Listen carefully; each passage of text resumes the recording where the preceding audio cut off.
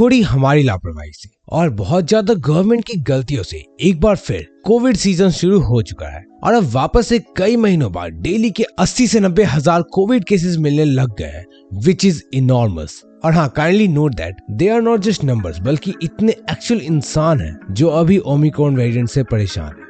अभी 1 महीने भी नहीं हुए थे और हमने ओमिक्रॉन के डेडली कंसिक्वेंसेस पर वीडियो देखा था और आपको बताया था कि कैसे इसके फैलने की स्पीड कितनी तेज है और ये कितने बड़े लेवल पर फैल सकता है। और अभी हम एक्चुअल में सिर्फ 1 महीने बाद जनवरी से ही इसके प्रभाव को फील करने लग गए हैं। क्या आप इमेजिन कर सकते हो, जहां 26 दिसंबर तक 7,000 केसेस डेली को मिल रहे थे, अभी 1-2 दिन में ही 90,000 केसेस रिकॉर्ड होने लग गए हैं। मतलब 90,000 लोग कोविड के न्यू वेरिएंट ओमिक्रॉन से पर डे जूझ रहे हैं। अब श्योरली ये चूंकि ओमिक्रॉन है और चूंकि इतनी तेजी से स्प्रेड हो रहा है, तो ये फर्स्ट वेव या सेकंड वेव जितना डेडली नहीं होगा और ये काफी माइल्ड है, इसलिए हॉस्पिटलाइज होने की भी ज्यादा लोगों को नीड नहीं होगी। पर अब श्योरली आपको डरने की और अलर्ट होने की जरूरत है। आप सोच रहे होंगे कि मैं ऐसा क्यों बोल रहा हूँ, तो देखो ये जरूर माइल्ड है, पर मैं ऐसा इसलिए बोल रहा हूँ क्योंकि सावधान, कोरोना वायरस के कई सारे वेरिएंट के बाद अब एक और नए वेरिएंट का जन्म हो चुका है जिसका नाम है IHU वेरिएंट। और ना सिर्फ एक नया वायरस स्प्रेड होना शुरू हुआ है इसलिए हमें डरने की जरूरत है, बल्कि एक और बड़ी वजह इससे डरने की ये है कि DNA इंडिया वेबसाइट के मुताबिक ये ओमिक्रॉन से कहीं ज्यादा इन्फेक्शियस है। मतलब ये शायद ओमिक्रॉन जितनी तेजी से ना फैलता हो, पर ये काफी इन्फेक्शियस है, जो कि एक बड़ी चिंता की बात। और इसी वजह से IHU वेरिएंट अब एक चर्चा का विषय बना हुआ है। तो चलो जानते हैं कि IHU वेरिएंट कहां से आया और सबसे पहले ये कहां पाया गया है। ये न्यू वेरिएंट कितना डेडली और कंटेजियस है, इसके अभी कितने केसेस मिले हैं, कोरोना वायरस के इस न्यू वेरिएंट में कितने म्यूटेशंस हुए हैं, क्या इससे ज़ॉम्बी वायरस तैयार होगा और क्यों ये ओमिक्रॉन से ज्यादा इन्फेक्शियस है। तो थोड़ा इंतजार करो, इन सब सवालों का जवाब देगा ये मनबुद्धि बालक। मैं जानता हूँ आपका और हम सभी का ध्यान अभी ओमिक्रॉन पर है, क्योंकि ये बहुत तेजी से अपनी जड़ें हमारे देश में फैलाते जा रहा है और लगातार प्रतिदिन केसेस भी बढ़ रहे हैं।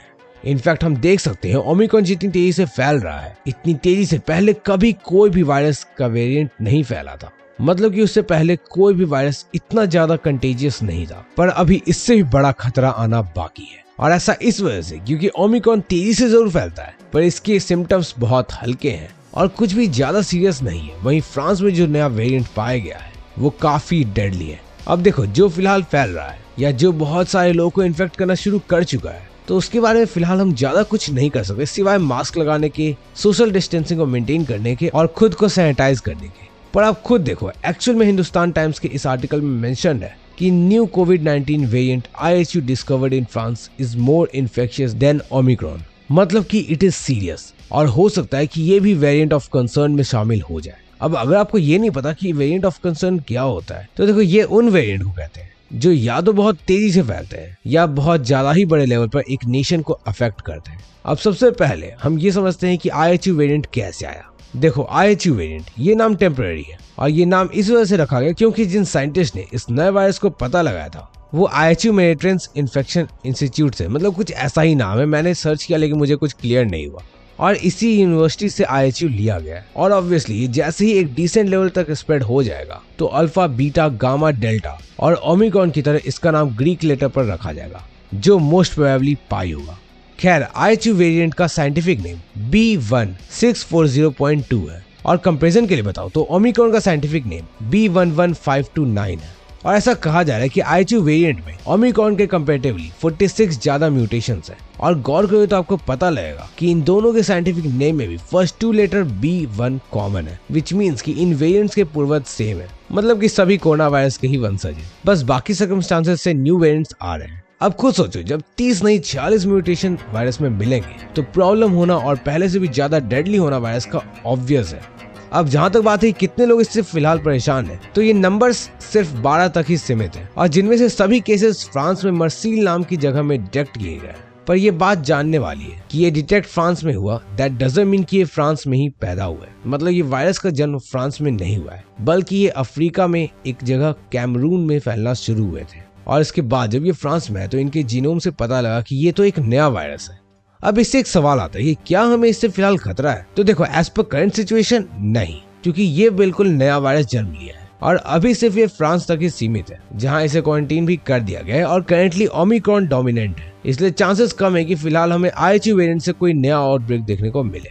और वैसे भी IHU वेरिएंट के वेरिएंट ऑफ कंसर्न बनने से पहले इसे वेरिएंट अंडर इन्वेस्टिगेशन बनना होगा। जो तभी होगा जब ये कुछ और स्टेट्स या कंट्रीज में फैलना शुरू होगा। पर इसका मतलब ये नहीं कि इससे कोई खतरा नहीं है, क्योंकि एपिडेमियोलॉजिस्ट एरिक डिंग ने अपने ट्वीट में क्लियर मेंशन किया है कि किसी भी वायरस में जब मल्टीप्लाई करने की एबिलिटी होती है और उसमें काफी म्यूटेशंस और डिलीशंस देखने को मिलते हैं तो ही हम उन वायरस को डेंजरस कह सकते हैं।